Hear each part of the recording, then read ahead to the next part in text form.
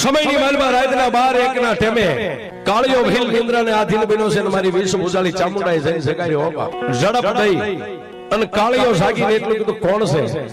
હું તારા બાપ જહા ભીલની દેવ માતા ચામુંડા આવી છું.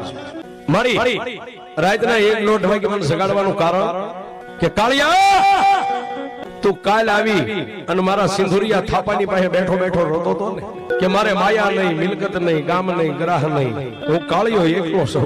હું ચામુંડા તને ધનવાન બનાવું, હે તને મિલકતવાન બનાવું. કે પણ મારી ક્યાં જાવ? કે મધદરિયાના કાંઠે જા અને દરિયાના બેટની માલીમાં નજર કરી. વિલાયતનું અંગ્રેજ સરકારનું વાણ નીકળે છે.